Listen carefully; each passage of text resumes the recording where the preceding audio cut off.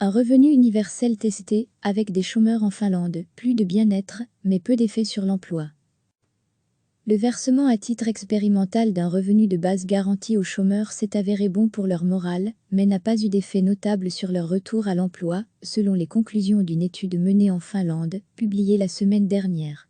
Quelques 2000 chômeurs finlandais sélectionnés de manière aléatoire ont perçu pendant 2 ans, entre janvier 2017 et décembre 2018. Un revenu forfaitaire mensuel de 560 €, sans conditions préalables et exonéré d'impôts, en remplacement de leur indemnité chômage. À lire aussi, tout comprendre sur le revenu universel en 7 questions. L'objectif du projet pilote a été d'étudier si ce revenu garanti pouvait mieux inciter les chômeurs à retrouver du travail que les allocations de chômage traditionnelles, qui peuvent être suspendues ou réduites dès que leurs bénéficiaires commencent à gagner à nouveau de l'argent. Selon l'étude menée par Kela, la sécurité sociale finlandaise, le revenu de base a permis aux participants d'être employés pendant 6 jours supplémentaires en moyenne sur une période d'1 an. Ce faible effet sur l'emploi suggère que pour certains bénéficiaires, les problèmes liés à la recherche d'un emploi ne sont pas dus à la bureaucratie ou aux incitations financières, a commenté Kari Amalenan de l'Institut finlandais de recherche économique, VATT, cité dans un communiqué. Même si l'étude n'a pas eu l'effet espéré sur le marché du travail du pays, les participants étaient plus satisfaits de leur vie et ont connu moins de stress, de dépression, de tristesse et de solitude, ont constaté les chercheurs. Les bénéficiaires de l'allocation universelle ont également acquis une plus grande confiance dans leurs concitoyens et les institutions. Certains ont dit que le revenu de base leur permettait de revenir à la vie qu'ils avaient avant de devenir chômeurs, tandis que d'autres ont dit que ça leur donnait la possibilité de dire non à des emplois précaires et mal payés, et que cela augmentait ainsi leur sentiment d'autonomie, explique la professeure Elna Blomberg-Kroll en charge de l'étude. Ce projet pilote n'a pourtant pas été épargné par les critiques. Avant la crise du coronavirus, les syndicats finlandais demandaient plutôt aux employeurs de verser des salaires décents, qui n'ont pas besoin d'être complétés par des prestations sociales. Pour la professeure Blomberg-Kroll, les résultats de l'étude pourraient soutenir des arguments pour et contre le revenu de base. Mais comme nous l'avons tous appris au début de l'année 2020, l'insécurité n'est pas une bonne façon de vivre. Si le revenu de base ne peut pas résoudre tous nos problèmes de santé et de société, on peut certainement discuter du fait qu'il pourrait faire partie de la solution en période de difficultés économiques, ajoute le chercheur. Car si l'idée de ce revenu de base n'est pas neuve, elle a été assez largement présentée comme une solution aux conséquences économiques de la pandémie de coronavirus, qui a mis en péril des dizaines de millions d'emplois dans le monde. Le gouvernement espagnol a d'ailleurs déclaré le mois dernier qu'il avait l'intention de mettre en place un revenu de base, dès que possible pour environ 1 million de ménages parmi les plus pauvres du pays. La ministre des Affaires économiques, Nadia Calvino, a déclaré que le gouvernement socialiste espérait que ce revenu de base universel deviendrait un instrument permanent.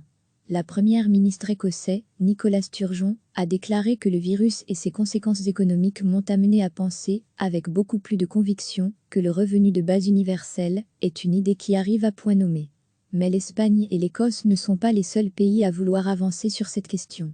Des expériences similaires à celles menées en Finlande ont été testées au Kenya, au Canada, en Inde et dans certaines régions des États-Unis. Les Suisses avaient quant à eux rejeté massivement en juin 2016 la création d'un revenu de base pour tous, salariés ou sans emploi, un projet qui avait suscité de vifs débats.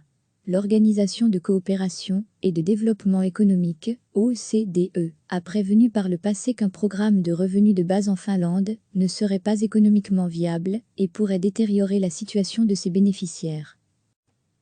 Le versement à titre expérimental d'un revenu de base garanti aux chômeurs s'est avéré bon pour leur morale, mais n'a pas eu d'effet notable sur leur retour à l'emploi, selon les conclusions d'une étude menée en Finlande, publiée la semaine dernière. Quelques 2000 chômeurs finlandais sélectionnés de manière aléatoire ont perçu pendant 2 ans, entre janvier 2017 et décembre 2018, un revenu forfaitaire mensuel de 560 €, sans conditions préalables et exonéré d'impôts, en remplacement de leur indemnité chômage. À lire aussi, tout comprendre sur le revenu universel en 7 questions. L'objectif du projet pilote a été d'étudier si ce revenu garanti pouvait mieux inciter les chômeurs à retrouver du travail que les allocations de chômage traditionnelles, qui peuvent être suspendues ou réduites dès que leurs bénéficiaires commencent à gagner à nouveau de l'argent. Selon l'étude menée par Kela, la sécurité sociale finlandaise, le revenu de base a permis aux participants d'être employés pendant 6 jours supplémentaires en moyenne sur une période d'1 an. Ce faible effet sur l'emploi suggère que pour certains bénéficiaires, les problèmes liés à la recherche d'un emploi ne sont pas dus à la bureaucratie ou aux incitations financières, a commenté Kari Hamalainen de l'Institut finlandais de recherche économique, VATT, cité dans un communiqué. Même si l'étude n'a pas eu l'effet espéré sur le marché du travail du pays, les participants étaient plus satisfaits de leur vie et ont connu moins de stress, de dépression, de tristesse et de solitude, ont constaté les chercheurs. Les bénéficiaires de l'allocation universelle ont également acquis une plus grande confiance dans leurs concitoyens et les institutions.